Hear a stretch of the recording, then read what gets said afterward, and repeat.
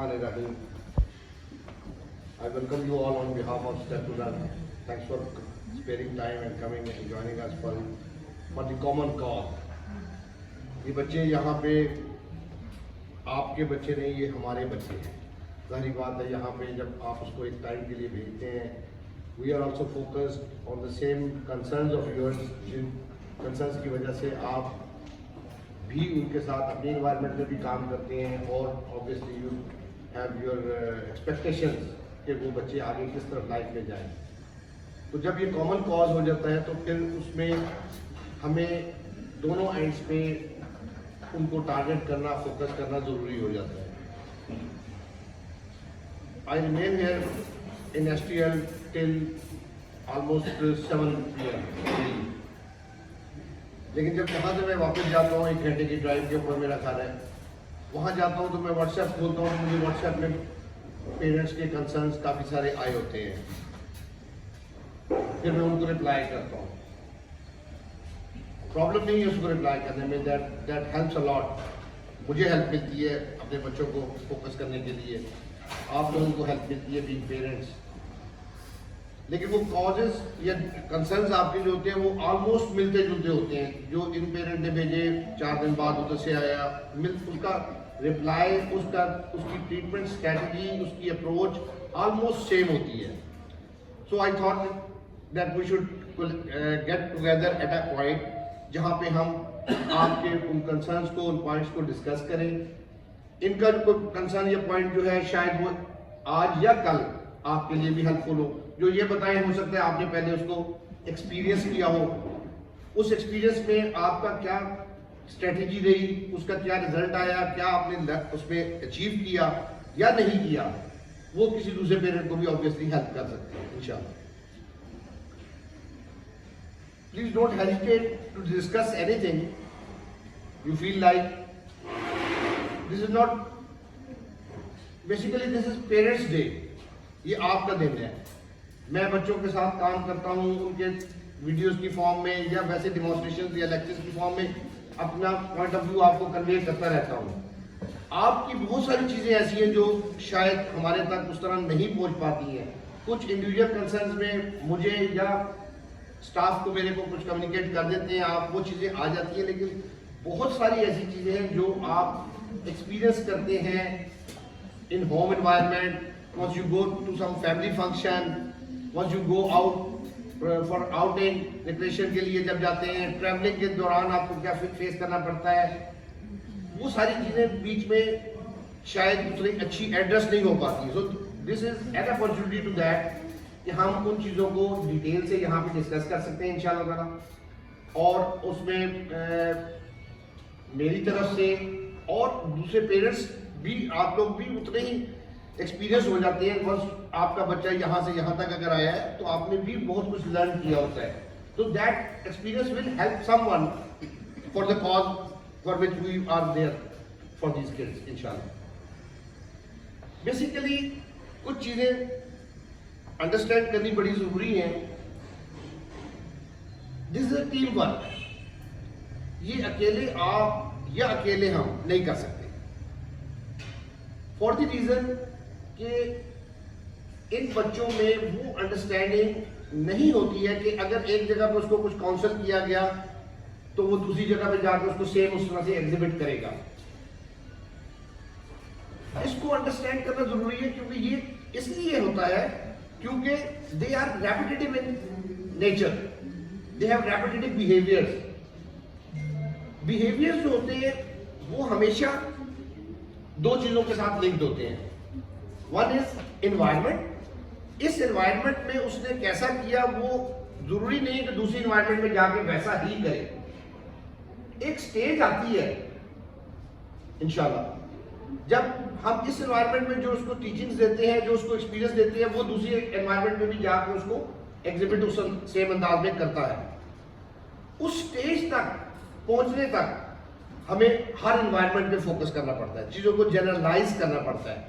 जो चीज आपने एक एनवायरनमेंट में सिखाई वो उस एनवायरनमेंट में तो वैसा करेगा, लेकिन वही बच्चा वही काम दूसरी एनवायरनमेंट में शायद दूसरा ना करे. बीइंग पेरेंट, अगर आपको इस चीज की अंडरस्टैंडिंग ना हो, फिर आप एक्सपेक्ट करते हैं कि जो स्कूल है जहां पे ये आ रहा है थेरेपीज के लिए टाइम गुजार रहा है, वो इसको वो काम करवाएं। हम वो काम करवाते हैं। Even then it's not likely कि वो दूसरी जगह पे जाके सेम उस तरह से परफॉर्म करे। बहुत सारी एग्जाम्पल है इसमें। अजान, घर में खाना नहीं खाता, इधर खा लेता है। अजान वही, खाना वही, मुंह में ही जाना है। Why it happens so? इसको समझना जरूरी है। It happens because of the environment. One, मैंने कहा behaviour is always linked with the environment, and second thing is in person. मेरे साथ वो क्या करता है वो जरूरी नहीं कि इनके साथ भी करे, जो इनके साथ करता है वो जरूरी नहीं कि इनके साथ भी वैसा ही करे। ये बड़ा नेचुरल भी है इनफैक्ट, इसमें कोई डिसऑर्डर वाली बात नहीं है। ये हम भी ऐसे ही करते हैं। हम एक के साथ और तरह से मिलते हैं, दूसरे के साथ और तरह से मिलते हैं। एक एनवायरनमेंट में हम और तरह का बिहेव करते हैं, दूसरी एनवायरनमेंट में हम और तरह बिहेव करते हैं। This is very natural in fact. Difference क्या होता है? डिफरेंस ये होता है कि with the passage of time, as the mind development होती है इंसान की, वो चीजों को लर्न करता रहता है, इंप्रूव करता रहता है। उसको ये समझ आनी शुरू हो जाती है कि मैंने कहां पे कैसा करना है। जब मैं इन बच्चों को देखता हूं जो रेपिटेटिव है बाय बिहेवियर्स, उनका प्रॉब्लम क्या है? वो एज के साथ, क्रोनोलॉजिकल एज जो उसकी बढ़ रही है, आज 2 साल का है, कल 4 साल का बढ़ता है, जिस्मानी उसकी ग्रोथ हो रही है, लेकिन मेंटली वो ग्रो नहीं करेगा because of the repetitive behaviour. वो वैसा ही करेगा जैसा पहले कर रहा था। ये चीज जब हमें समझ आ जाती है, अब हमारे लिए चीजों को टारगेट करना और हमारी एक्सपेक्टेशन को एडजस्ट होना बड़ा नेचुरल है। अब हम उस पर फोकस करते हैं, उस अंदाज से उसको इंटरेक्ट करते हैं, उसको ग्रूम करते हैं, उसको ट्रेन करते हैं। अब वो क्रोनोलॉजिकल एज के साथ साथ मेंटल एज भी उसकी बढ़ना शुरू हो जाती है। उस प्रोसेस के अंदर एक स्टेज आती है जब वो काउंसलिंग जो आपने उसको घर में की, वो हो सकता है बाहर जाके भी उसको उस अंदाज से कर ले, या जो चीज आपने उसको घर में सिखाई वो दूसरी जगह पे भी वैसा डिस्प्ले कर दे। तो उस वक्त तक हमें फोकस्ड और विद अंडरस्टैंडिंग काम करना पड़ता है। असल चीज इन बच्चों की जो है वो बिहेवियर्स होते हैं। सबसे इंपॉर्टेंट चीज जो इनकी डिले की वजह होती है और इनके ना लर्न करने की वजह कह लें, वो इनके बिहेवियर्स होते हैं। ये बिलीव यू मी बहुत कुछ कर सकते हैं। मेरे पास बेशुमार एग्जांपल्स हैं। ऐसे बच्चे जो बिल्कुल भी देखने के भी रवादार नहीं होते, देखना भी नहीं चाहते चीज को अटेंशन के हवाले से, जो एक चीज को पकड़ना भी नहीं चाहते, वो सब कुछ करने लग जाते हैं। सिर्फ हमें कंसिस्टेंसी के साथ लगातार विद राइट अंडरस्टैंडिंग काम करना पड़ता है। वो अंडरस्टैंडिंग आपको बीइंग पेरेंट नहीं है, वो हमारी जिम्मेदारी है कि वो अंडरस्टैंडिंग हम आपको दें, आपको अंदर डेवलप करें, आपको अंडरस्टैंड करवाएं कि ऐसा क्यों है और क्यों करना है और क्या होगा, बजाय इसके कि आप अपना एक्सपीरियंस करते रहे उस पर। I try my level best कि वो चीज़ें मैं कम्युनिकेट कर सकूं पेरेंट्स को, जिसमें कि वो उस लेवल ऑफ अंडरस्टैंडिंग पे आ जाए जहां पे वो भी उसके साथ वैसा ही काम कर सके जैसा हम करते हैं। This helps eventually. अब उसको हर एनवायरनमेंट में जब उस तरह का इंटरेक्शन मिलता है, उसका सारा दिन जब एक अच्छे अंदाज में स्ट्रक्चर्ड वे में गुजरता है, लर्निंग अपॉर्चुनिटीज बढ़ती रहती हैं, अब वो चीजें आगे प्रोग्रेसिव हो जाती हैं। डिसअपॉइंटमेंट बड़ा नेचुरल सा फैक्टर है। हम जब बच्चे को अपने को देखते हैं, वो बोल नहीं रहा, वो कर नहीं रहा, वो रिएक्ट कर रहा है, टेंट्रम्स थ्रो कर रहा है, बिहेवियर उसके ऑड है। डिसअपॉइंटमेंट बड़ी नेचुरल सी चीज है जो कि मेरा ख्याल अवॉइड नहीं हम कर सकते। लेकिन उसका आउटकम क्या होगा इफ वी गेट डिसअपॉइंटेड? क्या हम काम करना छोड़ देंगे? क्या हम उसको उसके हाल पे छोड़ देंगे? इसको समझना जरूरी है कि he needs our help at this stage. वो मजबूर है उस चीज के लिए जो वो कर रहा है, उसको आती नहीं है, वो उसके अगेंस्ट उसको एक्सेप्ट नहीं कर सकता, ये प्रॉब्लम है उसका। बी पेरेंट अगर हम उसको नहीं समझेंगे तो दुनिया में कोई भी नहीं समझेगा। हमें उसको आज समझने का फायदा क्या होगा? उसका कल बेहतर हो जाएगा इंशाल्लाह, और वो उस लेवल पे आ जाएगा जहां पे वो चीजें बेहतर करने लग जाएगा। ये एक स्ट्रगल है, कॉन्टिन्यूस स्ट्रगल है। बीइंग पेरेंट्स, एक बच्चे के साथ, एक नॉर्मल डेवलपमेंट वाले बच्चे की भी हम बात करते हैं तो बीइंग पेरेंट्स हम उसकी इंडिपेंडेंस लेवल के बाद भी हम स्ट्रगल जारी रखते हैं, हम उसके बच्चों को पालना शुरू कर देते हैं। तो मकसद ये कि पेरेंट्स का एक ताल्लुक औलाद के साथ जो अल्लाह ताला ने रखा है रिलेशन, वो ऐसा है कि वो हमारी जद्दोजहद, हमारी वो कोशिश, हमारा वो कंसर्न किसी भी स्टेज में डाई डाउन नहीं होता।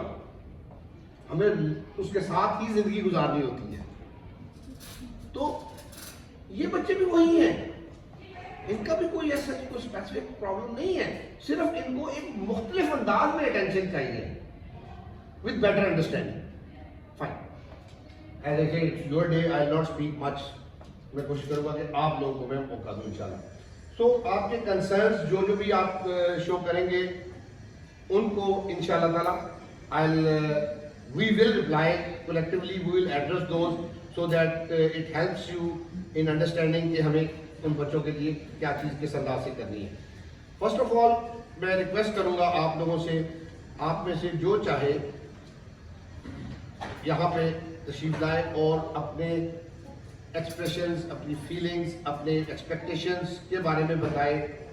It will help me as well, even if those are negative. आप में से कोई समझते हैं कि जी आप बड़ी एक्सपेक्टेशंस के साथ यहाँ पे आए थे और वो चीज़ उस तरह से अचीव नहीं हो पाई है, so it's our duty to address and listen and focus those. That will help me to redirect the things in the for the betterment of the child and your satisfaction, inshallah. Please don't hesitate to say anything negative even. We are here with a positive approach and we will address those in a positive way, inshallah. So I'll request any parents, at least 4-5 parents से तो request है मेरी कि वो जरूर आए, अपना वो इजहार करें, अच्छा या बुरा जैसा भी है। और फिर इसके साथ साथ will keep noticing the points आपके जो होंगे, जिस भी पेरेंट्स के होंगे, और उनको फिर हम ग्रेजुअली साथ साथ एड्रेस करते रहेंगे इंशाल्लाह। Thank you. कहिए मैम, आइए।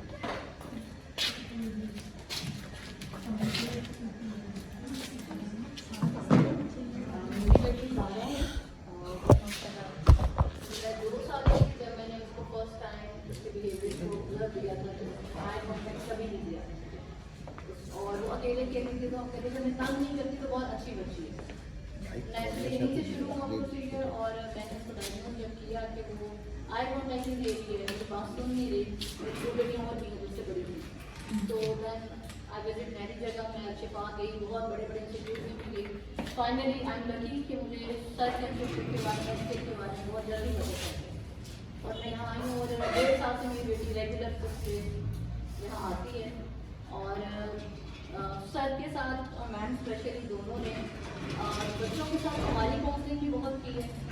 वो जीरो जो थी आई कॉन्टैक्ट था, नॉन वर्बल थी, बिल्कुल बात नहीं करती थी, चीखती थी, रोती थी, मारती थी, खुद को मारती थी, सब कुछ करती थी जैसे कि यहाँ बच्चे ज़्यादातर कर रहे हैं।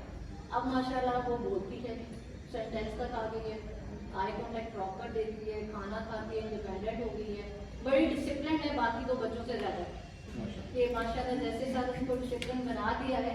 समटाइम मैं कहती हूँ कि ये ज़्यादा है, हत्ता कि नॉर्मली बच्चे इतनी एज में नहीं होते। बट सर ने जो बातें की हैं, मैं एज अ पेरेंट आपको कुछ हमारी खामियाँ पहले बताती हूँ, फिर सर के साथ जो हमारे गिले होंगे वो बाद में। मेरी खामी ये है कि हम लोग जब बच्चे चलना शुरू हो जाते हैं ना तो ये ठीक हो गया, 2-3 महीने में सर मेहनत करके उसको थोड़ा बहुत दिलवाता हूँ, कितने ठीक हो गया, हमारी टेंशन की जरूरत नहीं है, स्कूल कर रहा है और स्कूल करता भी है। बच्चे वहाँ जैसे आजकल इसके दूध की बिल का बहुत इशू चल रहा है और सर ने कहा मीटर छुड़वाया, मैंने छुड़वा दिया।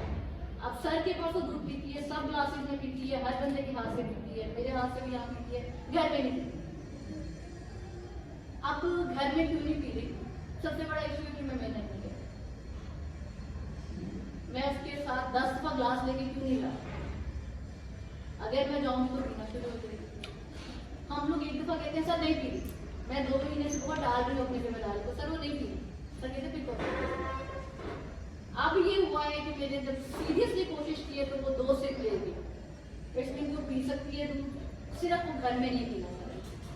हम लोग पेरेंट्स बहुत ज़्यादा इजी हो जाते हैं ये सोच के सर कर रहे हैं, स्टाफ कर रहे हैं, लेकिन हमारी अपनी बहुत ज़्यादा एफर्ट्स हैं।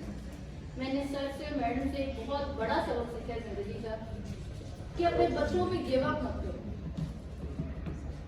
जिंदगी बहुत लंबी है, ये बच्चा जितनी जल्दी जिंदगी की तरफ लौट आएगा हमारी आसानी है।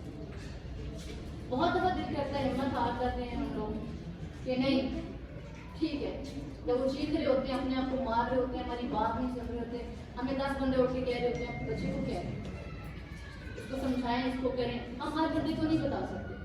मैंने अपनी फैमिली में बताते हुए मुझे 1.5 साल लग गए इस बात की रियलिटी को कि मैं नहीं बता सकती कि उसको कोई इशू है।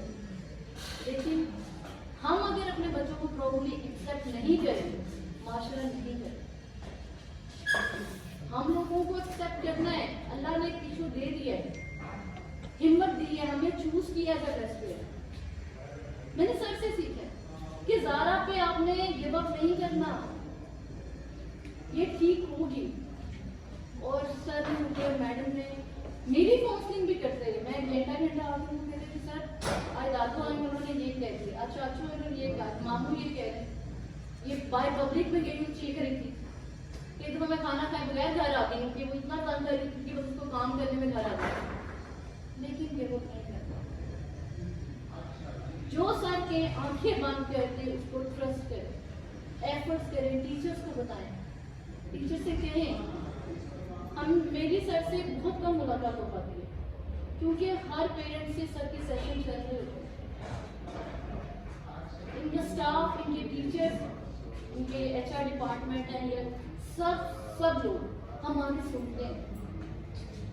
आप गेट पे भी किसी को, गेट वाले को कहते हो ना बच्चे हमने नाश्ता नहीं किया, बिलीव नहीं कि अंदर खबर पहुंच जाती है कि गेट पर भी इन्होंने इतना माशाल्लाह अपने स्टाफ को अपडेट रखा हुआ है कि पेरेंट्स ने अगर उधर तो पैगाम दे दिया, वो पैगाम टीचर तक जाएगा। हम लोग, मेरा जो यहाँ मेल बैठे हैं स्पेशली बहुत कम आ जाइए इस पर, मेरी रिक्वेस्ट है आपसे कि बच्चे जो है ना फादर बच्चे बहुत सुनते हो, आप बिठा लिया करें। मेरे हस्बैंड जितना ज़्यादा उनको सिखाते हैं, ज़्यादा उसका तो उनसे सीखती है, वैसे तो 10 मिनट ही दे। और ऐसा वाइफ आप लोग कोशिश किया करें कि उनको अप्रिशिएट करते हैं, करें कि उन्हें 10 मिनट भी दिए हैं, बैठे तो हैं। और करना हम लोगों ने है, मुश्किल है, सफर गुजर जाए। मैंने ये, मैम थैंक यू आपका, सर आपका, जिन्होंने मुझे ये रियलाइज करवाया कि ज़ारा पे हिम्मत ना हारना। और माशाल्लाह सर ने मुझे कहा कि उसको मेन स्ट्रीम तक ले जाना शुरू कर दिया, लेकिन स्लो रिकवरी है, स्लो रिकवरी है। हमें एक बात सर ने कह दी ना, आज ये चीज़ छुड़वानी है। मतलब मेरी बेटी जब आई थी तब वो पैम्पर्ड थी, चूसनी थी, फीडर थी, सब कुछ उसके पास था। सर ने फीडर छुड़वाने का कहा तो मैंने 2 महीने सर को टाल दिए, सर आज नहीं, सर कल। सर ने कहा कल नहीं, आज रात को छुड़वाएंगे। एंड लिटरली 2 दिन में उसने छोड़ दिया। हम अपने बच्चे को समझ ही नहीं पा रहे हो। मेरी रिक्वेस्ट है कि सर की जो भी इंस्ट्रक्शन है रिगार्डिंग कि ये नहीं करना, टीवी नहीं दिखाना, मोबाइल नहीं देना, हम लोग नहीं सुन पाते। अगर ज़ारा को कुछ चीज़ों में डिले हुआ, मेरी भी लापरवाही, अच्छा ले लो, अच्छा थोड़ी देर देख लो, 10 मिनट देख लो, वापस चले जाते हैं, वहाँ से सर हमको भेजते हैं। तो एज अ पेरेंट्स मेरी बस यही रिक्वेस्ट है कि किसी के ना सुनिएगा, इस इंस्टीट्यूट पर ज़रूर बिलीव कीजिएगा। हम लोगों को आदत है कि शायद कुछ न्यू पेरेंट्स आए हैं, वही तो 1.5 साल हो गए, कुछ पुराने, मुझसे भी पुराने यहाँ बैठे होंगे, रिजल्ट आता है, STL काम कर रहा है। और मैं बहुत लकी हूँ, मैं बहुत अल्लाह की शुक्रगुजार हूँ कि अल्लाह ने मुझे, मेरी औलाद को उस जगह लाके छोड़ दिया जहाँ है क्योर होता है। ये जो भी प्रॉब्लम है इसका सोल्यूशन है इसमें। हम लोग ब्लेस्ड हैं। इवन ये जो हम लोग की कंट्री में बहुत अच्छा बच्चों के साथ हम लोग कर रहे हैं, और यकीन करें बच्चों ने बहुत इम्प्रूव किया। As a parents give up काफ़ी से सर से मुझे ये कहना है कि हम पेरेंट्स के जो 2 जन हैं कि सर हम लोगों को आपकी सपोर्ट बहुत चाहिए। ये मीटिंग्स हमारे लिए रखते रहा करें, हम आपके सामने आते हैं, हम आपको देखते हैं, हमें लगता है कि अगर सर हैं तो बच्चे पहुंच जाएंगे किसी मकाम। और हमारे आपका स्टाफ हमारी बातें सुनता है। कभी कभार होता है कि हम कोई बात कह सकते हैं तो वो जल्दी चेंज नहीं आ पाता बच्चों में, लेकिन बिलीव में सर, जब आपकी टीम काम करती है, हम दिनों में बच्चे की वादा छूटते हुए भी देखते हैं। हम देखते हैं कि बच्चों ने वो काम करना शुरू कर दिया है। लेकिन सर हमें भी गाइड किया करें, कभी कभी अपनी कोई एक आधी वीडियो हमारी मोटिवेशन के लिए भी ज़रूर ग्रुप में सेंड किया करें कि हम पेरेंट्स को बच्चों को करना कैसे है। सर हम आपकी मोटिवेशन के बगैर कुछ नहीं है। हमें दुनिया तोड़ने वाली बहुत बाइक बैठी हुई है, जो डिस्करेज भी बहुत करती है। वो कहती है आप पागल हैं, ये कुछ है ही नहीं है, ये ठीक ही नहीं है। लेकिन सर एक वाहिद आप और मैडम इस दुनिया में हैं जो हमें कहते हैं ये ठीक है। आपको क्या हो गया? आप लोग शायद ठीक नहीं है, ये अभी ठीक हो जाएगी। मैं जब सर के साथ फर्स्ट टाइम आई थी तो मैं खारी की माँ थी, एक नाकाम माँ की तरह आई थी। लोग कहते थे ये मोबाइल देखती रही, इसे मोबाइल देख दिया होगा, she is not a good mother. But sir ने कहा था आप अच्छी माँ है, बच्चा थोड़ा सा बैठ गया, गलत हो गया, डी ट्रैक हो गया, इसको कोई प्रॉब्लम नहीं है, कोई डिजीज नहीं है।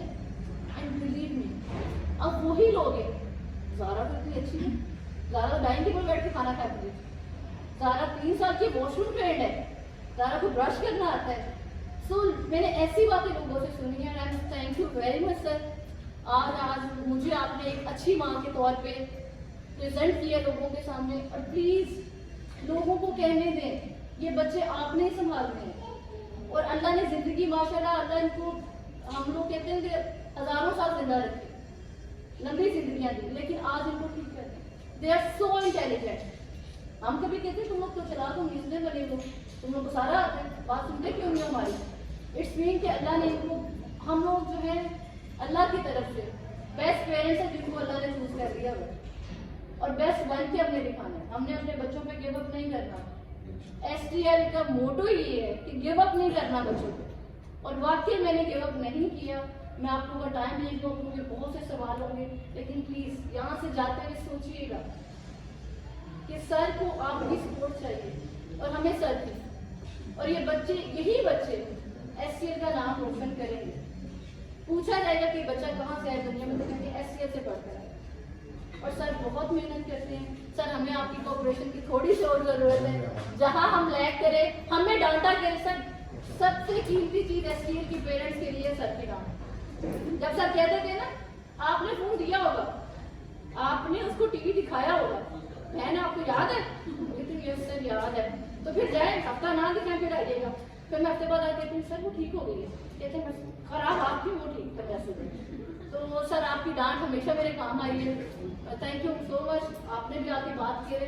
सर से जो सवाल है बात कीजिएगा, लेकिन प्लीज़ हिम्मत ना हारिएगा। मुझे सर ने बड़ी हिम्मत दी। और हम लोग पेरेंट्स, कामयाब पेरेंट्स, अब हमसे लोग कहते हैं तुम लोग साइकोलॉजी के लिए तुम बातें जानते हो, हमारे बच्चे की भी थोड़ी काउंसलिंग करते हो, क्योंकि सर ने हमें भी आधा किस्म का साइकोलॉजिस्ट बना देते हैं।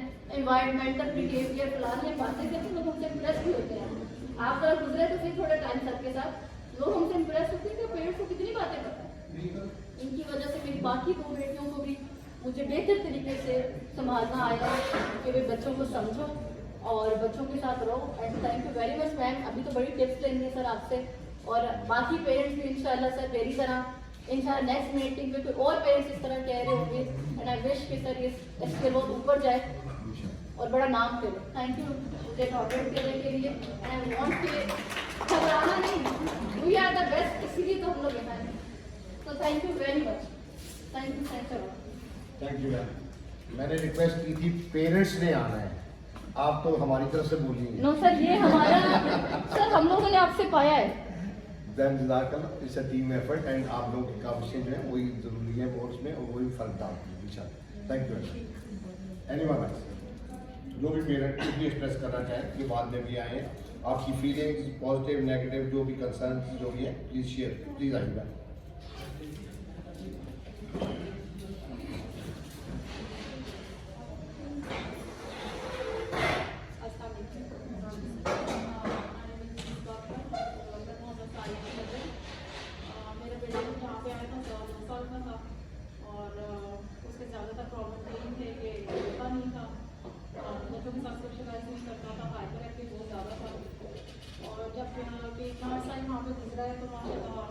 काफ़ी बेहतरी भी आई है उसके अंदर। पहले वो हर चीज़ प्यूरिंग फॉर्म में खाता था, शुक्र अल्लाह का सबसे बेहतरी उसके अंदर आई है, वो खाना शुरू हुआ है। और और ये है कि बीच बीच में कभी बोलता है, कभी बिल्कुल म्यूट हो जाता है। म्यूट ऐसा होता है कि कभी कुछ और किस्म की आवाज़ भी नहीं निकालता, ना कि बैटिंग वगैरह करता है। मुझे मोस्टली कंसर्न ये है कि वो बोले, और हाइपर एक्टिविटी कभी बीच बीच में कंट्रोल हो जाती है, कभी फिर हाइपर हो जाता है। और 4-5 महीने पहले की बात है कि साइंस मैंने उसका एक लिया था जो प्लान होता है, और वहाँ पे जो मेंशन किया था उसके मुताबिक वो अभी तक परफॉर्म नहीं कर रहा था। हैंड रेटिंग उसको लिखा हुआ था, 4-5 महीने गुजर गए, अभी तक वो नहीं कर रहा। और दूसरा ये है कि पेंसिल होल्डिंग के ऊपर वो सर मुझे बोला था इसको काम करवाएं, तो अभी तक इस तरह की कोई वीडियो नहीं है। और दूसरा ये कि टॉयलेट ट्रेनिंग के ऊपर मुझे कुछ टिप्स चाहिए, ये कैसे इसको करें, क्योंकि समटाइम्स मुझे कोई भी ले जाता है वॉशरूम में और ज़्यादातर लोग फिर अवॉइड करना है इसको। और मेरा ये जो मेन कंसर्न है वो ये है कि हमारे बच्चों को जो है ना टॉयज़ के साथ खेलने के अलावा जो मेन स्ट्रीम में ज़रूरत होती है उनकी, जैसे राइटिंग है या फिर लॉजिकल जैसे एक चीज़ को एक्सप्रेस करना होता है, वो चीज़ सिखाई जाए। जैसे कि हम अंडरस्टैंडिंग के ऊपर ज़्यादा काम करवाया जाए, कमांड फॉलोइंग के ऊपर, क्योंकि मेरा बेटा अभी तक कमांड फॉलोइंग के ऊपर नहीं आया। मैं कभी बोलती कि ग्रास आ गया तो अपने नाम को भी अच्छी तरीके से रिस्पॉन्ड नहीं करता है, तो नेम रिस्पॉन्डिंग के ऊपर काम किया जाए। और ये कि उसको टॉयज़ के साथ खिलाने की बजाय कमांड फॉलोइंग खिलाई जाए कि ये चीज़ उधर रखा हो या डोर बंद कर रहा हो या बुक नीचे रख दो, इस तरीके से काम करवाया जाए।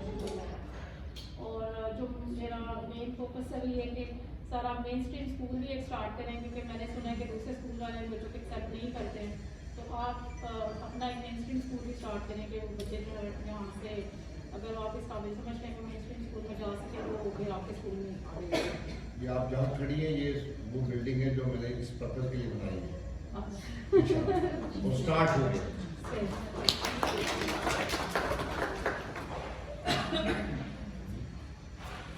मैं साथ साथ रिप्लाई करता रहता हूँ ताकि चीजें चलती रहे। मेन स्ट्रीम स्कूल से इस बात करता हूँ, चीजें सीक्वेंस में होती हैं। डेवलपमेंट एक आम बच्चे की अगर हम देखते हैं तो वो छोटे होते वो काम नहीं करता जो बड़े होके करता है, वो ग्रेजुअली उस तरफ जाता है।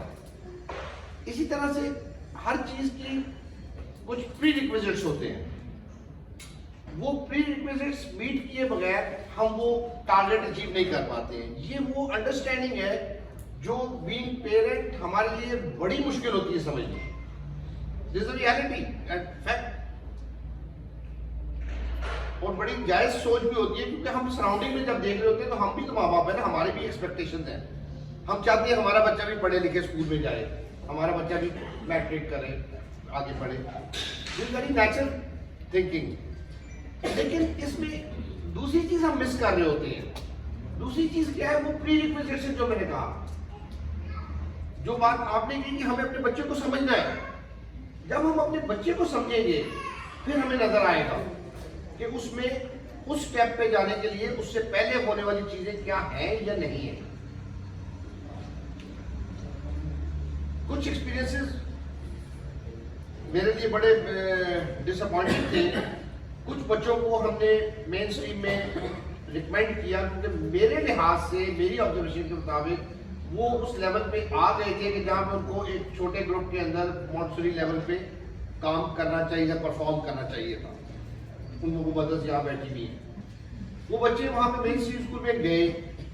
अनफॉर्चुनेटली वहाँ पे जो एनवायरनमेंट था, जो टीचिंग स्टाफ था, उनका कसूर शायद मैं नहीं कहूँगा कि था, लेकिन वो उस बच्चे को नहीं समझ सके कि उसकी इस स्टेज पे उसकी क्या रिक्वायरमेंट्स हैं और हमें कैसे उसको लेके चलना है। वो उसको उतनी तवज्जो नहीं दे सके, वो उसके रैपिड बिहेवियर्स को नहीं समझ सके कि अगर आज उसको मैंने यहाँ बैठने के बजाय इधर उधर फिर रहा है, दूसरे बच्चे भी फिर रहे हैं। दूसरे बच्चे भी छोटे प्ले ग्रुप के बच्चे जो है वो यही कर रहे होते, इधर जा रहे हैं उधर जा रहे हैं, छेड़ है, वो कहती है इधर आ जाओ, किसी को पकड़ के लाते हैं, वो आ जाते हैं। ये बच्चे को जब उन्होंने वहां पे इस चीज को नहीं अंडरस्टैंड किया कि ये रेपिटेटिव है, ही लैक समथिंग, और उन्होंने उसको वो काम करने दिया, भागने दौड़ने दिया। अब जब उसको कहते हैं इधर आके बैठो, दूसरे जिनको कराते रहे वो आके बैठ जाते हैं, ये बच्चा नहीं बैठता। इसको बिठाने की कोशिश करते हैं तो ये चीखता होता है। अब वो कहते हैं इसके चीखने से ये सारे डिस्टर्ब हो रहे हैं क्लास के दौरान, वो कहते हैं ये बैठे रहे, ये इधर उधर फिरता है। पेरेंट्स को ये फीडबैक नहीं जाता, ना वो बताते हैं, अपनी अपनी पॉलिसीज होती है, ना वो दिखाते हैं। जब हम उसकी देखते हैं हाइपर एक्टिविटी बढ़ गई है होम एनवायरनमेंट में, या ये जो बच्चे उधर जो गए थे ये यहाँ भी आते रहे, उधर भी जाते रहे, जब वो ऑब्जर्वेशन आई कि ये हाइपर एक्टिविटी पहले से बढ़नी शुरू हो गई, अटेंशन देनी इसने कम शुरू कर दी, इसने राइम गानी जो करता था स्टिमिंग में वो फिर शुरू कर दी, देन दे गॉट अलार्म। अब वो उन्होंने जाके इंटरवीन किया, उनसे पूछा और इवेंचुअली हमें वो बच्चे वहां से वापस कर रहे। 2 बच्चे तो मुझे नजर आ रहे हैं पेरेंट्स यहाँ पे, उन्हें समझ नहीं। So keeping in view this experience and disappointment, I thought कि जो ये ट्रांसफॉर्मेशन वाला फेज है जिसमें कि हम बच्चा तैयार कर देते हैं अपनी तरफ से कि अगर ये नॉर्मल स्कूल के अंदर 5-6 बच्चों के अंदर चला जाएगा तो वहां पे वो टीचर अगर इसको थोड़ा सा अच्छा डे 1 से ही उसको बिठाए, डे 1 से उसकी अटेंशन ले, प्रोसेसिंग कराए, लाइन में बनवा के इधर जा रहे हैं, खेल रहे हैं, लंच कर रहे हैं, एक्टिविटीज हो रही है मोंटेसरी लेवल की जो है वो एक्टिविटीज अगर वहाँ पे उसको लगातार फॉर कपल ऑफ वीक्स अगर वो इंश्योर कर लें तो ये रेपिटेटिवनेस की वजह से आगे चलते रहते हैं। ये इतना सा पॉइंट उनको समझ नहीं आ सकता, उन टीचिंग स्टाफ को, उन एडमिनिस्ट्रेशन को, स्कूल्स की, for the reason they are not train to that aspect. उनका एस्पेक्ट नहीं है, उनका सब्जेक्ट नहीं है। उनका सब्जेक्ट है बच्चे आए उनको कहीं बैठे तो बैठ जाते हैं, छोटे होते हैं कम बैठते हैं, केजी में 1 में जाते हैं तो बेहतर होते हैं, लाइक दैट वो इंप्रूव करते रहते हैं आगे से आगे। वो बच्चे रेपिटेटिव नहीं होते, उनकी अंडरस्टैंडिंग, उनकी बेसिक स्किल्स जो उनकी रिक्वायर्ड प्रीरिक्विजिट्स होती है वो डेवलप्ड होती है या डेवलप हो रही होती हैं। हमारे बच्चे वो लैक करते हैं इस चीज को। उस बंच में जब एक बच्चा आता है तो वो उतना एड्रेस नहीं कर पाते हैं। इवन विद शैडो टीचर्स भी मैंने देखा है कि वो फिर भी नहीं कर पाते हैं। वो शैडो टीचर कौन होती है, कितना समझती है, कितना इन्वॉल्व होती है, it's again an important factor. तो उस चीज को मद्देनजर रखते हुए व्हाट आई हैव डिसाइडेड कि we should provide a platform to the kids जहां पे के वही काम जो उसने किसी भी स्कूल के अंदर करने हैं हम यहाँ पे करते हैं। उस सिस्टम में 4, 5, 6 बच्चे, 8 बच्चों का ग्रुप बना के वो काम मैंने रिसेंटली अभी मेरे ख्याल not a week ago start करवाया है। यहाँ पे ग्रुपिंग की है। ये ऊपर वाला फ्लोर मैंने इसी पर्पज से मैंने बनवाया था और वो एक क्लास की एनवायरनमेंट वाला काम जो वहां पे बच्चे को नहीं करना होता है वो हम यहाँ पे कराते हैं, focusing and addressing the weakness of the child and fading the health ताकि वो इंडिपेंडेंट लेवल पे आए।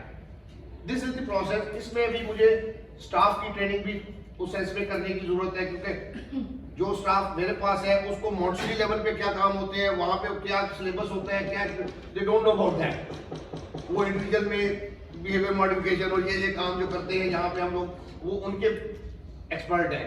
उनको वो नहीं पता कि वहां पे एनवायरनमेंट में हमें किस तरह या हमारा जो गोल है उसकी तरफ इसको बच्चे को कैसे लेके जाना है। तो I am very focused and working on those things इंशाल्लाह। सर मैं रिकॉर्डिंग कर रहा हूं, वैसे आपका हाथ थक जाएगा। I will share it in the group. Fine.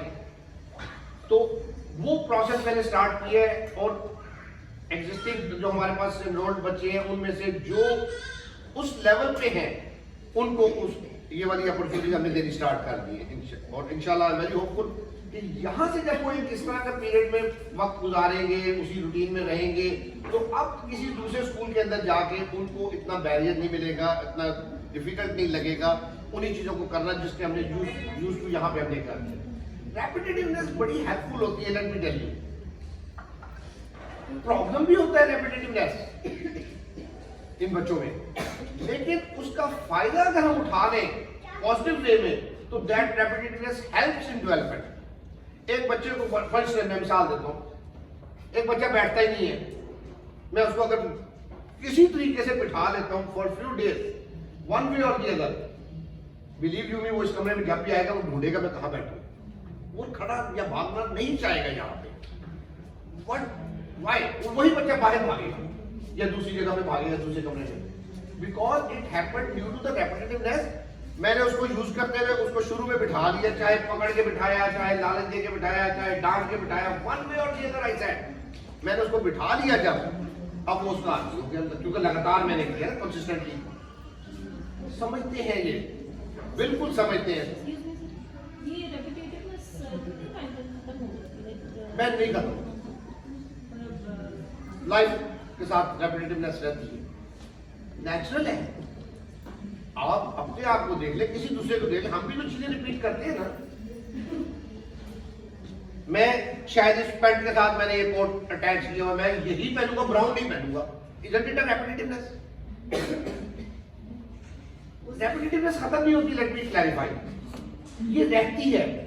सिर्फ फर्क क्या होता है, सेंसिबल रेपिटेटिवनेस आ जाती है, कहां पे क्या रिपीट होना है, हम उसकी कोशिश करते हैं कि बच्चे को ये समझ आए कि मैंने इस काम को तो रिपीट करना है, इस काम को नहीं करना और क्यों नहीं करना। ये अंडरस्टैंडिंग डेवलप करनी होती है असल में हमें। एक स्टेज तक लगातार, अब उसको कहते हैं ये ब्लॉक लगाओ, वो ये करने लग जाता है। उसको कहते हैं ये बीट डालो, ये पेंसिल पकड़ो, वो ये करने लग जाता है, या पकड़ के उसको ऐसे ऐसे ऐसे करने लग जाता है। What is this? Fishing. It's a repetitive behaviour. उसको हाथ पे टेप लपेट, उसके हाथों को फिजिकली पकड़ के रिंग्स डलवाए। आज मुझे उसको नहीं रोकना पड़ता, वीडियोस में आप देख सकते हैं, आप वैसे भी देख सकते हैं उसको मैं समझाता रहता कि नहीं इसको ऐसे डालना है, ये करने में, जब भी उसके हाथ में देता वो पकड़ के वही करने लग जाता है, ऐसे करने लग जाता है। नहीं समझ सकता, आप लाख कोशिश कर ले, नहीं समझ सकता। क्यों नहीं समझ सकता? उसके यहां पे रेपिटेटिवनेस है, he can not understand at this stage. अब उसको कैसे समझाएं? We have to reduce the opportunity one way और द अदर। कितना जुल्म है, मैं उसको दूसरा समझता हूँ कि एक बच्चे के हाथों में हमने टेपें लपेटी हुई हैं, या उसके हाथ को हमने बाउंड किया हुआ है, बांधा हुआ है, फिजिकली रोका हुआ है, करना पड़ता है बिकॉज ही इज रेपिटेटिव, वो नहीं रुक सकता। अब जब उसको मैं अब जब खोलता हूँ, फिर उसको मैं एक्टिविटी कराता हूँ 30 मिनट, उस एक्टिविटी के अंदर वो नहीं कर रहा था, अब वो उसको डाल रहा होता है, लगा रहा होता है, जो भी उसका है परफॉर्मेंस, उसकी टॉय की एक्टिविटी की जो है वो कर रहा होता है। अब वो चीज नहीं कर रहा था बिकॉज ऑफ द रेपिटेटिवनेस, क्योंकि मैंने उसको आदि किया कि ये खिलौना नजर आए तो इसके साथ ऐसे इंटरेक्ट करना है, ये खिलौना नजर आए ऐसे करना है, ये एक्टिविटी नजर आए ऐसे करना है। अब वो रेपिटेटिवनेस की वजह से उसकी तरफ चला जाता है, जहां मुझे उसको कॉन्स्टेंटली रोकना पड़ता था, अब शायद 30 मिनट्स में मुझे 1 या 2 दफा उसको एड्रेस करना पड़ता है। तो over the time, it took time, आसान नहीं होता ये। क्या करें, ना करें, we have to do it because there is no other shortcut. कोई मेडिसिन नहीं है जो इसको, मेडिसिन बल्कि उल्टा नुकसानदेह भी होगी। मेरे पास एक बच्चा आया लाहौर से, हॉस्टल में है मेरे पास, 3 मेडिसिन ले रहा था, उसके बगैर वो इतने अरसे से ले रहा था। वो मेडिसिन क्या, तो बच्चे का प्रॉब्लम क्या है मुझे वो समझ आ गई, मेडिसिन का इफेक्ट क्या है वो मुझे समझ है, एक्सपीरियंस है मुझे, मैंने उसकी वो मेडिसिन बंद कर दी। 1 वीक 10 डेज बड़े टेरिबल थे, क्राइम, स्वीयर, डिस्टर्बेंस, टकरे मार रहा है, डिस्टर्ब हो रहा है। आज वो बैठ रहा है, तवज्जो दे रहा है, दवाई तो मैंने कोई नहीं दे रहा उसको,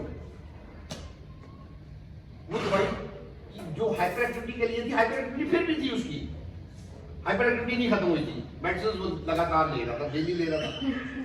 यहाँ भी एक पेरेंट बैठे हैं जो एक मेडिसिन पे रिस्क पे थे, आज नहीं दे रहे, बच्चा ठीक है, बेहतर रिस्पॉन्स भी कर रहा है, प्रोग्रेसिव भी हो रहा है, हाइपर एक्टिविटी में भी कमी है, तो मेडिसिन को देने की जरूरत है, नहीं जरूरत है, ये एक लंबा टॉपिक है। बट जो बच्चा ठीक है और हाइपर एक्टिविटी को हम मेडिसिन से कंट्रोल करने की कोशिश करेंगे, वो खराब होगा, लेट मी टेल यू, वो लर्न नहीं करेगा। This is like my experience and I firmly believe it because I have seen so many kids, वो हाइपर एक्टिविटी को खत्म नहीं करती, दबाती है और आगे से आगे डोज बढ़ती रहती है। ये कब से मैं समझा रहा हूँ सबको। हुज़ैफा फैसल अब रोता है, करता है काम, बैठता भी है, करता भी है। वो हाइपर एक्टिविटी काम नहीं दवाई के बगैर, जो दवाई हाइपर एक्टिविटी के लिए मैं दे रहा था, पेरेंट्स दे रहे थे, उसके साथ हाइपर एक्टिविटी थी। अब मैंने वो दवाई बंद कर दी, उसको ट्रेन करना शुरू किया। नहीं, कितने महीने उसके 1 मंथ, अभी पूरा भी हुआ, फरवरी में आया, बल्कि शायद 2 दिन बाद पूरा होगा, 28 को आया था। 1 मंथ में उन मेडिसिन के बगैर वो रोना धोना बंद हो गया, वो करना शुरू हो गया। तो अल्हम्दुलिल्लाह वो कर सकता है, मैं ये समझाना चाहता हूँ। इसलिए मेडिसिन का कोई नहीं है, हल यही है कि हमें करने नहीं देना, अपॉर्चुनिटी नहीं देनी उन चीजों की। तो coming back to the concern आपका मेन स्ट्रीम स्कूल के हवाले से, वी आर ऑन इट इंशाल्लाह एंड विल ट्राई कि इसको हम बेहतर से बेहतर बनाएं। मैं ये टाइमिंग को हमने कुछ बच्चों के टाइम एडजस्ट होगा उसमें। अब देखिए उसमें ऐसा नहीं हो सकता, जैसे स्कूल की टाइमिंग है 8 to उसमें ऐसा नहीं हो सकता 9 to, थोड़ा सा टाइम अगर बच्चों का इंक्रीज हो जाए इसमें मेन स्ट्रीम के मेन स्ट्रीम के लिए मैं उसमें प्री रिक्विजिट्स को थोड़ा सा मुझे देखना होगा, ये साइलेंट का थोड़ा सा प्री रिक्विजिट्स को समझना जरूरी है। बहन ने कहा सारिया के लिए कि उसको पेपर पेंसिल वाले गोल्स उसके अचीव नहीं हो रहे। 2.5 साल एज, 2.5 साल है कौन सा 3 साल 2 महीने, सॉरी 3 साल 2 महीने। कमांड फॉलोइंग नहीं है उस तरह की, अभी तक प्रोसेसिंग उसकी टॉयज के साथ उस तरह की नहीं है, रिस्पॉन्स टू नेम उसका नहीं है। मैं शायद पेपर पेंसिल पे फोकस नहीं करूंगा, वजह उसकी आपने मुझे 4-5 महीने पहले बोला था कि इसकी होल्डिंग पे काम करें, तो मैं ये कह रही हूँ कि मैंने तो घर पे काम स्टार्ट इसका आई क्यों है? रिस्पॉन्स दे रही हूँ, अब थोड़ा सा रिस्पॉन्स दे रहा है। अच्छा वो होल्डिंग क्या है? देखिए मैं मुझे शायद उसको उस अंदाज से मैं समझा नहीं पाया या आप समझ नहीं पाए, एनीहाउ उसकी मैं ये कहना चाहता हूँ उसको वो कॉन्सेप्ट होना कि मैंने ये यहाँ पे इस बॉल के अंदर कलर करना है, ये एक कॉन्सेप्ट है, ये एक अटेंशन वाला काम है कि अटेंशन देगा तो प्रोसेस करेगा कि मैंने इस बॉल के अंदर कलर करना है, रिक्वायर्ड है, या इस डॉट को मैंने इस डॉट से ज्वाइन करना है, ठीक है। ये बड़े लेवल पे रिक्वायर्ड है, इसमें अटेंशन प्रोसेसिंग ज्यादा रिक्वायर्ड है। हाँ, स्क्रिबलिंग पकड़ के मूव, यहाँ लाइन लगाओ, इधर करो, रैंडमली स्क्रिबल करना या कलरिंग उस तरह से ओपन फ्री स्ट्रोक के साथ करना, वो चीज शायद इस स्टेज पे उसके लिए मैं कर रहा हूँ।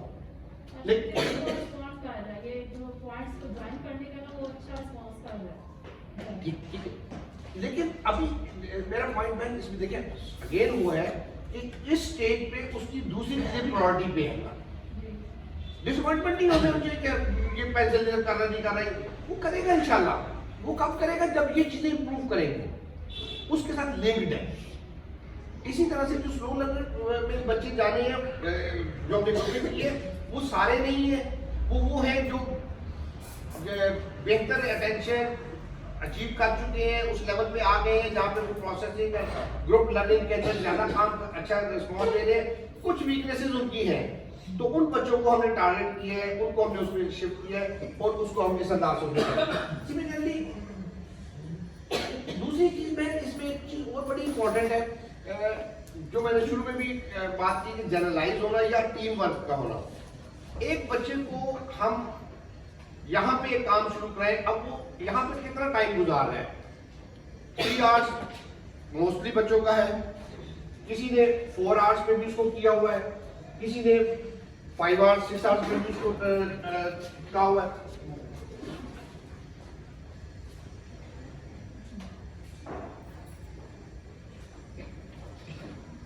ये कब का है मिस?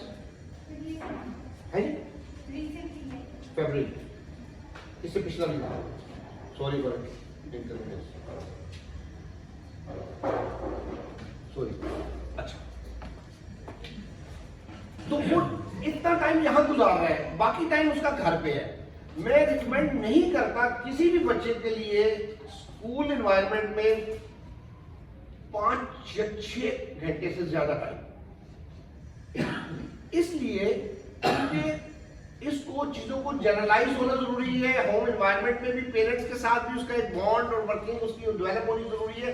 अगर एक बच्चे को, कुछ पेरेंट्स ऐसे भी है जो इवन 9 आवर्स के लिए भी मेरे पास बच्चा है, इवन 24 आवर्स के लिए भी जो हॉस्पिटल में मैं रिकमेंड नहीं करता हूं।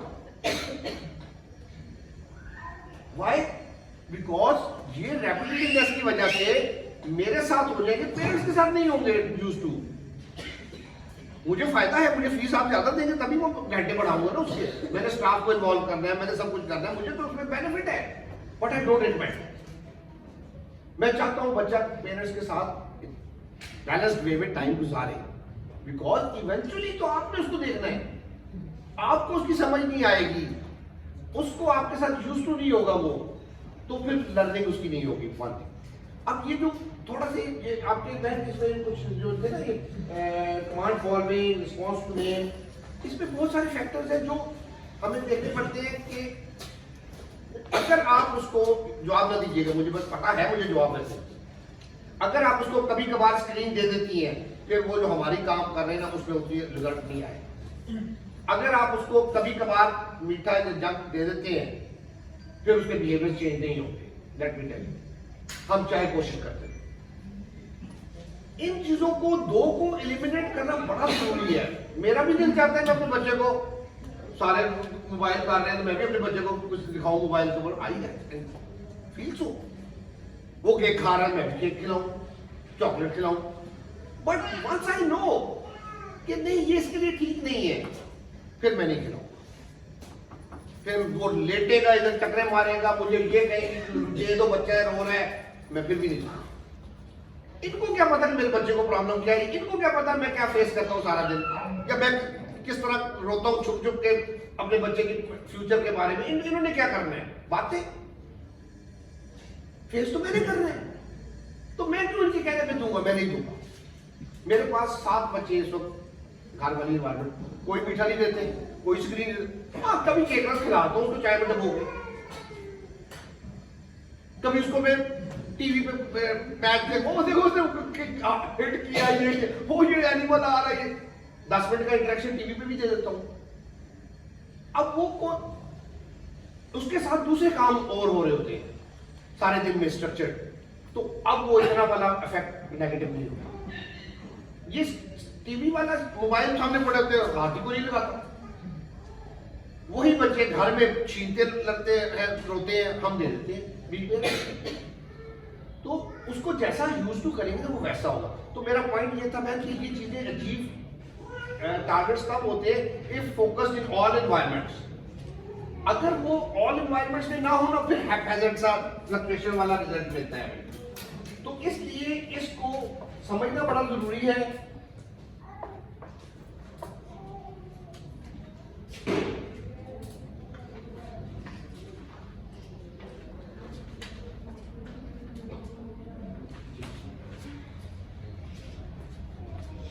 पेपर पेंसिल वाला जो आईपी में मेरी दोनों आईपी मैंने मंगवाए जनवरी का है, इसमें इसका पेपर पेंसिल का एकेडमिक्स वाले में जो लिखा हुआ है that is scribbling and colouring.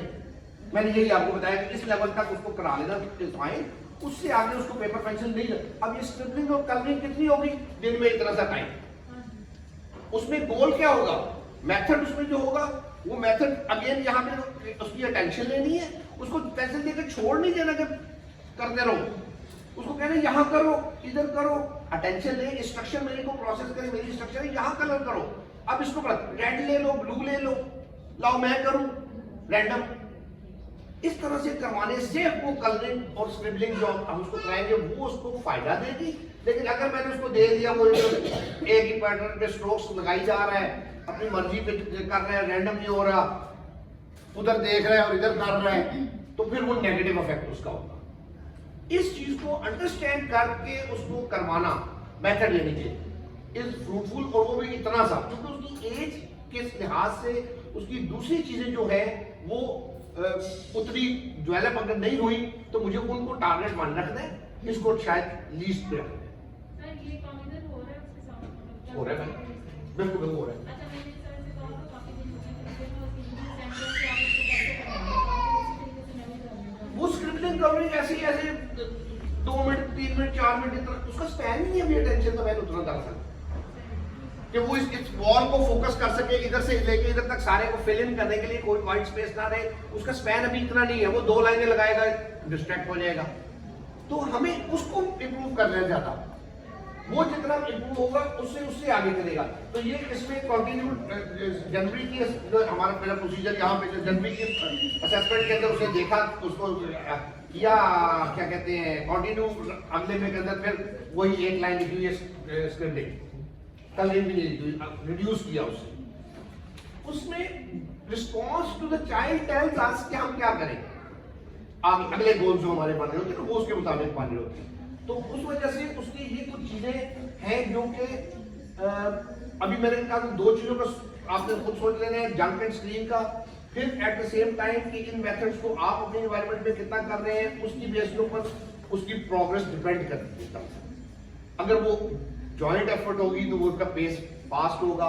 इसमें जो मुझे नजर आया है, इसमें देखिए आपने वो पेपर पेंसिल की बात की, स्पाइक में इतनी सारी चीजें दूसरी है, उसकी बेसिक्स वो रिक्वायर्ड है ज्यादा, वो इतना लंबा लिखा हुआ है, वो इतना सा लिखा हुआ है हमने, क्योंकि प्रायोरिटी सीक्वेंस में हमने इसको करना है, उसकी रिक्वायरमेंट उसकी क्या है।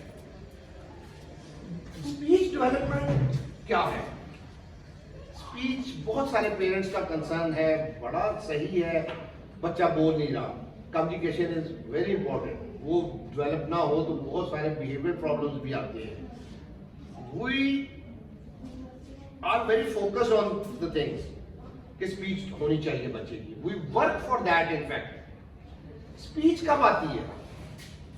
एक टिपिकल डेवलपमेंट में भी अगर बच्चे को आप देखें, सर सॉरी आपका हाथ भी मैंने देखा था, बहन आपका भी देखा था, मैं ये पॉइंट 2 रह गए थे, मैंने कहा ये करके मैं आपको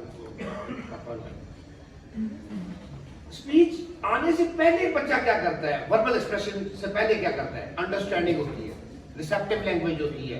मैं उसको कहता हूँ बॉल दो तो वो उधर जाता है, बॉल ला के देता है। मैं कहता हूँ कैट किधर है तो कैट को पॉइंट करता है, वो तवज्जो देता है, प्रोसेस करता है इंस्ट्रक्शंस को, जो उसको स्टिमुलेशन मिलती है उसको प्रोसेसिंग उसको समझ आती है, वो उसको अंडरस्टैंड करके एक्ट कर रहा है, वो हाइपर एक्टिविटी नहीं शो कर रहा होता, वो इनअटेंशन वाले फेजेस या इमेजिनेशन में जाने वाले फेजेस नहीं कर रहा होता।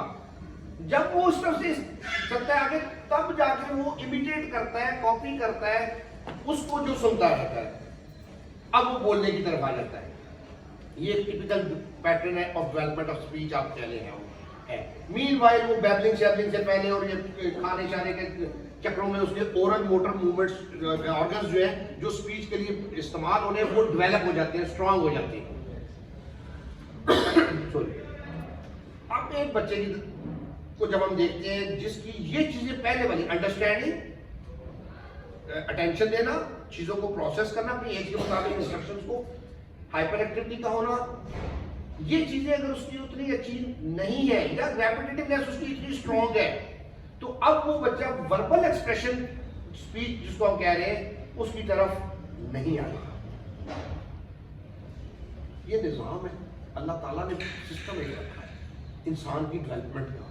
मैं आप इसमें कुछ भी नहीं करता, हम कोशिश जरूर करते हैं। इस चीज को अंडरस्टैंड अगर हम कर लेते हैं जब भी पेरेंट, अब उसका फायदा क्या होता है?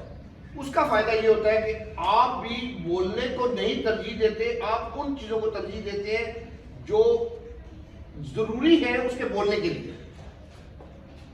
जरूरी क्या है? उसके एएसडी फीचर्स का फेड होना। एएसडी फीचर्स क्या है? तवज्जो नहीं देता, तवज्जो देना शुरू कर दे, प्रोसेसिंग नहीं आती, कॉग्निटिव स्किल्स उसकी नहीं है सही, वो बेहतर हो जाए। रेपिटेटिव है, रेपिटेटिवनेस को वीकर कर ले, एक्सेप्ट कर ले, टॉलरेट कर ले नई चीज को, हाइपर एक्टिविटी कम हो जाए। ये 4 इंपॉर्टेंट चीजें होती हैं ऑटिज्म के अंदर जो उसको लर्निंग से दूर कर रही। ये 4 चीजें जब कम होती है, अब उसके लिए नई चीज क्या है? बोलना नई चीज है। क्यों नई चीज है? क्योंकि पहले उसने बोला नहीं है। अब उसके लिए चेंज है, उस चेंज को एक्सेप्ट करना आसान होगा। ये कम हो जाएंगे, वो तवज्जो देने लग जाएगा, उसको आवाजें आ रही हैं, हियरिंग ठीक है उसकी, अब उन आवाजों को फोकस करने लग जाएगा। पानी दो, आवाज आई, उसने देखा ये उठी उधर से, उस बॉटल के पास गई ना कि इस दरवाजे के पास गई, तो उसने कुछ लर्न किया उस अटेंशन देने से। तो ये एएसडी फीचर्स जितने हम फोकस करते हैं कम होते जाते हैं, उधर से लर्निंग बढ़ जाती है। ये प्रोसेस हम उसमें जब सारे दिन के अंदर मैक्सिमम कर रहे होते हैं, अब उसका पैटर्न चेंज होता है, अब वो तवज्जो देने लगता है, अब वो एक्सप्रेशन की तरफ आता है। एक चीज ऑटिज्म में बड़ी जरूरी है समझनी कि इन बच्चों को स्पीच का प्रॉब्लम नहीं होता, ये बोल सकते हैं। स्पीच के ऑर्गन्स जो यूज होने हैं बोलने के लिए वो इंटैक्ट है, फंक्शनल है। ये बोल फिर क्यों नहीं रहे हैं? अपने एएसडी पैटर्न की वजह से नहीं बोल रहे हैं। वैसे वो राइम पूरी पढ़ देता है, मैं कहता हूं ये क्या है तो ये नहीं बताता। ये कैसा स्पीच का प्रॉब्लम है? वो बोल सकता है, अपनी मर्जी में कहता है चॉकलेट केक, मैं कहता हूं ये क्या है तो वो नहीं बताता। तो ये स्पीच का प्रॉब्लम नहीं है। इनफैक्ट ऑटिज्म स्पेक्ट्रम डिसऑर्डर के अंदर एपरेंटली सामने फ्रंट पे जो चीज नजर आ रही है वो स्पीच प्रॉब्लम ही है। बोल नहीं रहा, मर्जी में बोल रहा है, रेपिटेटिव वे में बोल रहा है, या एक्सेसिव टॉक में है। ये सारे पैटर्न्स हमें मिलते हैं। तो जब वो बोल सकता है तो फिर नहीं बोल रहा, तो अब हम क्या करेंगे? हम उसकी वजूहात के वो एएसडी पैटर्न उसका उसकी जो फीचर्स है वो उसकी वजूहात है उनको बेहतर करेंगे। कुछ नॉन वर्बल भी है जो बिल्कुल ही नहीं बोलते, उसको भी जो जब मैं उसके साथ काम करता हूं, मैं स्पीच पे काम नहीं करता हूं, मैं उसकी रीजंस पे काम करता हूं। क्यों नहीं बोल रहा, क्यों नहीं अटर कर रहा, क्यों वो रीजंस के एएसडी फीचर्स है उसके, वो जब रिड्यूस होते हैं वो अपने आप बोलने लग जाता है, खुद अटर करने लग जाता है। इस चीज को थोड़ा सा अंडरस्टैंड करना जरूरी है। मैं उसको एक पजल कराता हूं, मैं पजल नहीं करा रहा होता, नजर पजल आ रहा है, वो फिक्स कर रहा है, अनफिक्स कर रहा है, निकाल रहा है, ब्लॉक्स करा रहा हूं, बीट्स करा रहा हूं, जो भी करा रहा हूं, मैं उसमें उसके 4 चीजें जो मैंने बताई उन 4 चीजों पे फोकस्ड होता हूं। यूज पजल हो रहा है, मेरे साथ हो रहा है, असल में काम उन 4 चीजों में तवज्जो देता हूं। वो उधर मैं कहता हूं कैट निकालो, अगर उसने नीचे देख के कैट निकाली मैं एक्सेप्ट नहीं करता हूं। मैं कहता हूं जब मैं कह रहा हूं तो मेरी तरफ देखो ताकि अटेंशन तुम्हारी बेहतर हो। मैं इंस्ट्रक्शन देता हूं, उस इंस्ट्रक्शन को मुझे देख के सुनो और प्रोसेस करो। अब अगर वो कैट जो मैंने कहा था कैट निकाल दो, तो कैट निकाल दी, तो फिर तो मैं उसको एप्रिशिएट करता हूं, हक करता हूं। अगर वो ना करे तो मैं उसको दोबारा अटेंटिव करता हूं, अटेंशन दो मुझे। अटेंशन जब देता है अब उसके बाद मैं उसको इंस्ट्रक्शन को जो से प्रोसेस पहले नहीं की, अब उसको मैं प्रॉम्प्ट करता हूं, हेल्प करता हूं, कैट को पॉइंट कर दूंगा या पकड़ के कैट पे हाथ ले जाऊंगा और निकलवाऊंगा। इस हेल्प को ग्रेजुअली कम कर देता है। तीसरा मैं ये भी देख रहा हूं कि अगर उसके हाथ में कोई है या तेजी में वो निकाल रहा है, हाइपर एक्टिविटी कर रहा है, मैं उसको भी रोकता हूं, उसको स्लो करता हूं ताकि हाइपर एक्टिविटी खत्म हो। क्योंकि मेरा गोल कैट निकलवाना नहीं है, मेरा गोल उसकी हाइपर एक्टिविटी रिड्यूस करना, उसको इंस्ट्रक्शन को प्रोसेस कराना, उसकी अटेंशन को बेहतर करना है। वो चीजें बेहतर होंगी तो वो बोलेगा।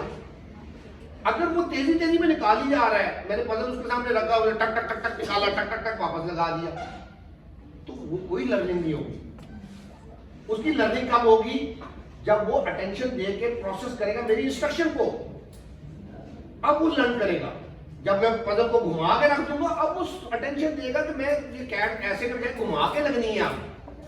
प्रोसेसिंग है ना, विजुअल स्टिमुलेशन मेरी के वो पोजीशन चेंज होगी, आप उसमें पीस को भी घुमाना तब लगेगा। तो ये चीजें इस तरह से मुझे करानी है उसको। उससे उसकी वो आएगी स्पीच डेवलपमेंट टीचर आती है बहन। बहुत सारे बच्चे इसमें यहाँ पे मौजूद है पेरेंट्स भी जो नॉन वर्बल थे, आज बोल रहे हैं, सेंटेंसेस बोल रहे हैं माशाल्लाह, जो पहले नहीं बोलते थे। वल्लाह मैंने या मेरी टीम ने इन्हीं चीजों के अलावा किसी चीज को टारगेट नहीं किया। स्पीच थेरेपी मैंने नहीं कराई, मैंने इन चीजों को एड्रेस किया है। कल एक वीडियो थी, मुस्तफा मीर की वीडियो ओपन नहीं होती आमतौर पर पेरेंटल कंसर्न की वजह से, तो वो किसी ने दूसरे पेरेंट ने देखी तो उन्होंने कहा जी ये बच्चा तो बड़ा अच्छा है, वर्बल है, तुझे तो नॉर्मल बच्चा लग रहा है। तो मेंटर ने मुझे व्हाट्सएप पे किया, वो नॉर्मल था, आज मेन स्ट्रीम स्कूल में जा रहा है। पीरियड कितना हुआ? साल हुआ इसको, साल 13 मंथ शायद। तो देखिए हर बच्चा ना मुख्तलिफ है। मैं अब उसको देख के अपने बच्चे के लिए मैं परेशान नहीं होऊंगा कि यार डिसअपॉइंटमेंट नहीं है जाऊंगा। इस चीज को बीइंग पेरेंट आपको बड़ा जरूरी है अंडरस्टैंड करना। Every child has unique developmental style. वो जैसे वो हुआ है वैसे वो नहीं हो सकता दूसरा। क्यों?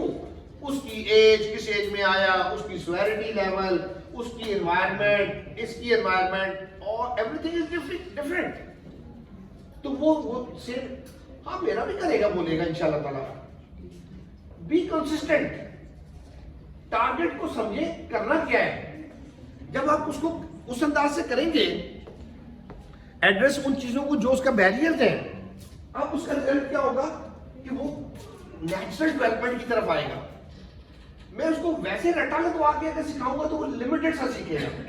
ये बड़ा इंपॉर्टेंट पॉइंट है मेरा, मैं जिस पे बहुत कन्विंस्ड हूं कि मैं उसको कितना सिखा दूंगा, इतना जितना उसको सीखना चाहिए उतना नहीं सिखा सकता। वो एनवायरनमेंट से नेचुरल वे में सीखना उसने। सेकंड थिंग, इसमें एक और चीज इंपॉर्टेंट जो है, आप इसको भी पेरेंट हाईलाइट में कर दूं, उसके बाद सर आपसे सवाल लेता हूं। मेरा गोल क्या है? मेरा गोल उसको मैट्रिक, एफए, मास्टर्स कराना नहीं है। कभी भी मैं ऐसा नहीं चाहता कि मेरा बच्चा मास्टर, मैंने अपने बच्चों के लिए नहीं चाहा। मैं आपको ऑनेस्टली बता रहा हूं, मेरा गोल ये है कि वो अच्छा इंसान बन जाए, जिसको इतनी समझ हो मैंने क्या करना है, मैंने कम्युनिकेशन करना है, मैंने सोशलाइज करना है, मैंने सरवाइव करना है, मैंने अर्न करना है। पढ़ के भी उसने वही कुछ करना है। पढ़ना उसकी किस्मत में है नहीं है, अल्लाह की जात जानती है, हम कुछ नहीं कर सकते। हमने कोशिश करनी है। बीइंग पेरेंट, मैं अपने आप को इन बच्चों का पेरेंट समझ के काम करता हूं। मैं ये नहीं समझ रहा था कि मेरा बच्चा आपका है और मैं इसको थेरेपी करा रहा हूं। लेट मी टेल यू, मैं उस एंगल से देख रहा हूं इनको, ये मेरा बच्चा है। मैं उसके लिए ये ख्वाहिश नहीं रखता कि वो पढ़ाई करे, स्कूल में नॉर्मल में जाए। मैं उसकी रास्ता बना रहा होता हूं कि वो अब उस तरफ को चल पड़े। अब उसमें जब एक बच्चे में जब डिले आता है ना किसी भी वजह से, सर जब उसमें वो डिले आ जाते हैं, फिर उस डिले के वजह से उसकी कुछ चीजें लेट अचीव होती हैं। ये ऐसा निजाम अल्लाह ताला ने इंसान की डेवलपमेंट का बनाया है कि एक पीरियड उसका जब मिस हो जाता है, वो मैंने एक राइट अप में शेयर किया था ग्रुप के अंदर, कि जब उसमें खला आ जाता है उसको फिल होने में इतनी एफर्ट और इतना टाइम लगता है, उसकी क्रोनोलॉजिकल एज और आगे चल रही होती है। ये नेचुरल सिस्टम है अल्लाह ताला। अब वो जो काम उसको आज करना चाहिए शायद उससे ज्यादा अच्छा कर दे लेटर स्टेज पे। मैं उसकी कोशिश करता हूं, उसको समझ आ जाए, फिर उसको पढ़ाना आसान हो जाएगा। उसको जंप दिया जा सकता है। आजकल कोई प्रॉब्लम नहीं है, ये एज इतनी होगी उसमें प्राइवेट भी हो जाता है, यूनिवर्सिटियां ले लेती हैं। ये इंस्टीट्यूट जो है, हम कंसर्न होते हैं फीस आए, बच्चा अकोमोडेट कर लेंगे। तो वो उस टारगेट को जिसको आप प्रायोरिटी 1 में आज रख रहे हैं उसको लेटर पे रखिए। आज उसकी उस चीज को रखें जो practical survival in the life के लिए उसके लिए जरूरी है। You will achieve the one which you are interested इंशाल्लाह। लेकिन अगर आपका सीक्वेंस गलत हो जाएगा तो फिर उसमें प्रॉब्लम आ जाएगा। तो practical life skills, daily living skills, ये जरूरी है। सारिया की एज खेलने वाली है, हम उसको खिलाएंगे टॉयज के साथ, उसमें कमांड सॉल्विंग भी है, उसमें रिस्पॉन्स टू नेम भी है, लेकिन मैं उसको खिलाऊंगा। उसकी एज खेलने वाली है।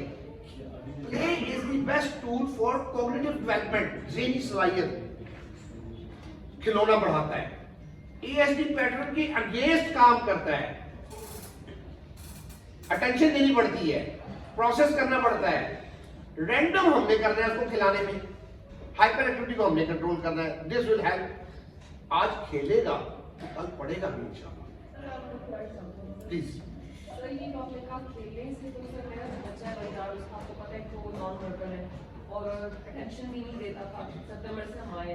लेकिन सर ये खेलने की एक्टिविटी से मैंने उसकी अटेंशन इस तरह से डेवलप की कि जब से हम उसको बाहर लेके जाते थे तो स्लाइड में अपोजिट डायरेक्शन में देखता था कि बच्चे चढ़ रहे हैं सीढ़ियों से ही दूसरी साइड से। तो सर वो